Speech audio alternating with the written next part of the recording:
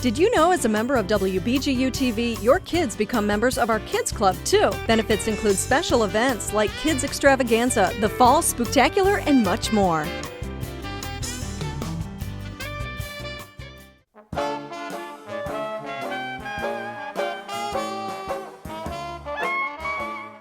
The stories of people who have gone before us are sometimes more interesting than anything a person could ever dream up. In the case of Mary and Carl Bach from Weston, Ohio, this could not be a more true statement. Mary Meyer, a Civil War widow, met Carl Bach, a German immigrant, and married him after a 2-week courtship in 1868. Some would say they got married out of convenience and not true love. Life was not full of bliss for this couple. Together they purchased 80 acres of farmland in Wood County, which put them in a mountain of debt. They had 4 children together, however one died in 1871. With each passing pregnancy and the death of their son, Mary became more manic-depressive, making life on the farm unbearable for Carl. It was Carl's plan to sell the farm. If he could sell the farm for a profit, pay off his debts, they'd still have some money, and they'd move away. But Mary didn't want to sell. She was under the impression that if he did sell the farm, he would take the money and leave. In July of 1881, they had made plans to sell the property. She refused to sign, and Carl, in a fit of anger, beat her up. Carl spent some time in jail, but eventually returned home to the farm, but lived in a small barn out back. The real problem arose is when the weather started getting colder, and Carl requested that she take her clothes out of a small room that was attached to the cabin so that he could sleep there. She refused.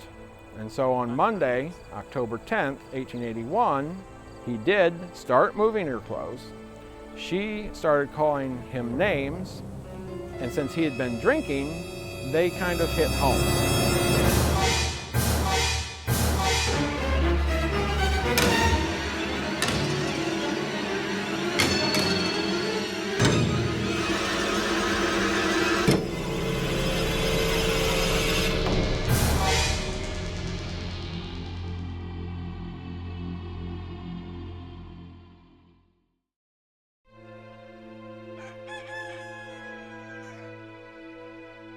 When it was all over, lying on the floor was a shape, a form covered with a sheet, completely blood-stained. Blood stains on the ceiling, there were blood stains on windowsills, there were blood stains on the ladder that led up to the loft. Essentially, there was blood everywhere. As dawn broke the next morning, Carl left his children with a neighbor and rode a train to Bowling Green, Ohio to turn himself in to the Wood County Sheriff. The sheriff just couldn't quite imagine Carl being the murderous type and like, it's probably not that bad. And Carl's like, no, you need to take me to jail. And so he did. And it wasn't long after that he got the telegram saying that Carl was wanted for murder. With Carl Bach in jail, officials went to the scene of the crime. They found what was left of Mary, and here and there found bits and pieces. In some places hair, some places pieces of skull. Somewhat together were 4 of Mary's fingers. Carl Bach was charged with the murder of his wife. A jury of his peers was presented with some very disturbing evidence, among which was a jar full of whiskey containing Mary's 3 fingers. And not only did they find him guilty, they found him guilty to the point that he was sentenced to hang. The judge chose October 13th of 1883. It was a Friday, what they call Hangman's Friday, which also happened to correspond with the Wood County Fair. I believe he was trying to have Carl hang as close to the anniversary of his wife's death as he could. BG's population bloomed. There was an estimated 10 to 15,000 people in Bowling Green. The sheriff built an 18-foot fence around the gallows to keep the spectators from watching the execution.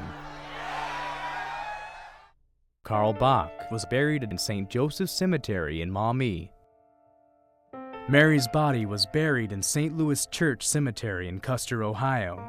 Her 3 fingers saved as evidence for the trial were never disposed of.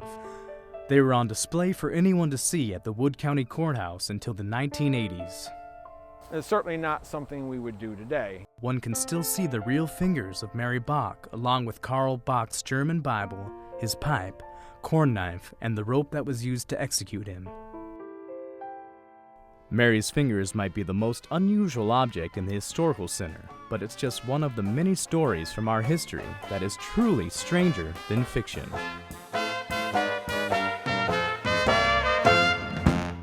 Scenic Stops is brought to you by WBGU-TV. Support great local programming by giving now at wbgu.org/pledge.